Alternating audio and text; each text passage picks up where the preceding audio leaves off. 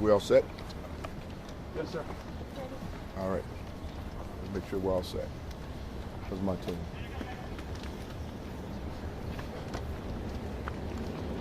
All right. Good afternoon, everybody. Once again, we're here. I'm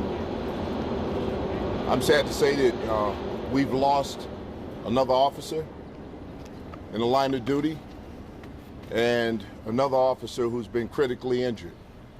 At approximately 10:50 a.m., our officers transported an individual over to Swedish Hospital for an observation, at which time two of our officers were shot.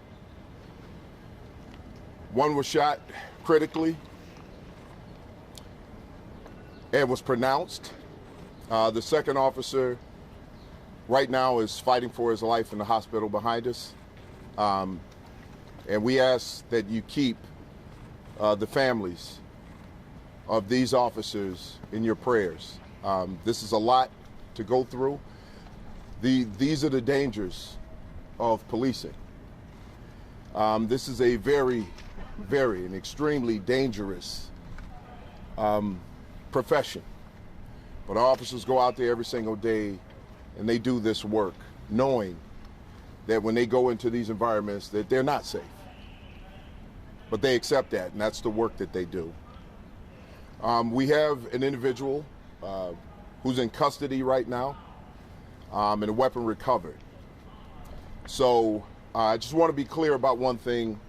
We're going to give you the opportunity to ask questions. This is an ongoing investigation, so I'm not going to get too deep into the details of this. I will give you the most high-level information that I can give you, but this is under investigation, and we're not going to do anything to impede that investigation. So I just want to make sure that everyone understands that when you ask your questions. With that, I'm going to turn it over to the Mayor of the City of Chicago, Mayor Brandon Johnson. Thank you, Superintendent. Thank you for your leadership. Today is a real difficult moment for our city. It's a tragedy. You know, our officers stand in the way of harm every single day, risking their own lives. And along with them risking their lives, they have family that expect them to come home. One of our officers will not be able to return to their family. And I'm calling on the entire city of Chicago to pray for this officer's family and that they heal from this tragedy. I'm also asking the city of Chicago to pray for one of our officers that is currently fighting for their life and is in serious condition. I want to thank our Chicago Police Department for showing up every single day for the people of this city. I want to thank the city of Chicago for putting their arms around our officers. This tragedy and this loss is not only heartbreaking, but it's a constant reminder of why we have to continue to ensure that our police department has the services and resources that they need to effectively do their job.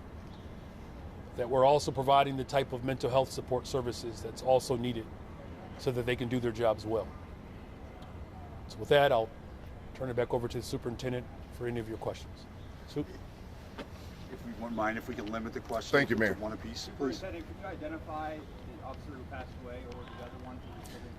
No, we don't release officers' names out of respect for the families. We need to make sure that every member of these officers' families have been notified before we release it. We don't want them to find out through the press. Can you tell us how long they've been with CBS? Well, we had one officer 38 years old, 10-year veteran of the department.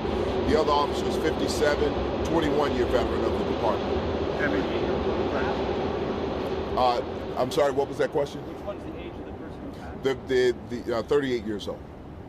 Superintendent, is there anything further you can share about the moments that led up to the shooting and also Swedish Hospital put out a statement saying that they did their protocols, they wanted individuals, yet somehow this suspect still ended up with a gun. So anything you could share on that? Well, I can't get too deep into it because it's still under investigation. We have witnesses to talk to, witness statements to gather, video if at all possible. So I won't get too deep into it. We do know that there was a third weapon recovered. So we're doing a full investigation on that right now. Go ahead. Were they the only officers, I guess, involved in the situation at that hospital? Were they with any other members of their unit? Right now, the information, those officers were there as transport officers themselves. So there were no other officers present at the time. Can you tell us why the suspect was arrested in the first place and where the suspect was found after this incident? Well, he was taken into custody for a suspected robbery. And usually when you see those types of crimes, these are very violent individuals. So, and I'm speaking generally there, not particularly about this case, and I want to make that clear because this is still under investigation. So I just want to be general there, where we know that people in our city have been harmed by people who commit crimes like robbery and gun violence. Could you provide any details on why the suspect was being transported to Swedish in the first place? Like I said, I won't get into the details of it, but observation. There are often times that we as the police, we take someone into custody. We want to make sure that if they suffering from some illness or something of that nature, that we get them treatment. Last question. Can you provide any context on where the suspect was apprehended, and was there any sort of hostage situation?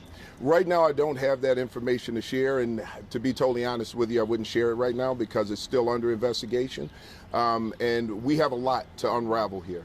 I just want to be clear about one thing. We can talk about the crime and the criminal activity that led up to this, but right now, this is about these officers and their family members. The loss of life, the senseless loss of life of an officer who was out attempting to protect the city. Another officer who was fighting for his life, attempting to protect this city. These are the dangers of policing. And once again, these officers know it, they understand it, but they still go out and they do it. Every single day that an officer gets up and put on his or her uniform, they don't really know if they're ever going to return home. They understand that that is a hazard of this job and this profession, but yet they go out, they do it over and over again, day in and day out, for everyone who's standing here right now, to make sure that you're as safe as possible. So I just want to make it clear to people how difficult this job is, the difficulties that officers face on a daily basis, the struggles that their families deal with every single day that they go out and leave their homes, not knowing if their family member is going to return home. Children who are left behind. Now, we understand this all too often.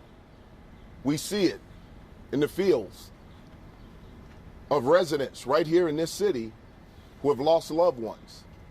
And it's important to these officers to bring justice to those families. It's important to these officers, it's important to the Chicago Police Department to make sure that we're keeping families safe, that we're keeping neighborhoods safe, so that you don't have to look over your shoulders. That's the work that these officers do. And sometimes it goes unnoticed. Sometimes there's not a clear understanding of what it is that these officers do. But let's keep in mind what they're risking and what they're sacrificing when they go out into the field to protect you. That's the work that police officers do. And that's the work that these Chicago police officers are doing every single day. Are we perfect? Absolutely not. No one is. But do they go out there hoping that they can be perfect in protecting the city every single day? So please, keep these officers in your prayers. Keep their families in your prayers. And please, understand the work that goes into being a police officer, especially in a city like Chicago. It's important. And I want the families to know that we're standing with them. We will be there for them. These officers are our family, they're my family. And I want them to know that their families is CPD's family. They're our families. So thank you. And thank you for your time and giving me the opportunity to talk a little bit about the importance of this type of work. So thank you. All right. Thank you, guys. Thank you. There'll be a procession to the medical examiner's office. I don't know exactly when, but you'll see it. I mean, you'll see it once. Oh, that's yours. Okay. Yeah. No problem. Yeah, demo. You'll see all the cars. Maybe within the hour. I would think that we'd start moving to the admin's office. And then what we do there is we have, you guys have probably been through it too many times too, like us, but there'll be a prayer service there. Our chaplains will be there, the families will be there. They'll bring our fallen officer there, and there'll be some prayers said and so forth. So you guys can just camp out right there on the corner, right where you always do. I mean, you guys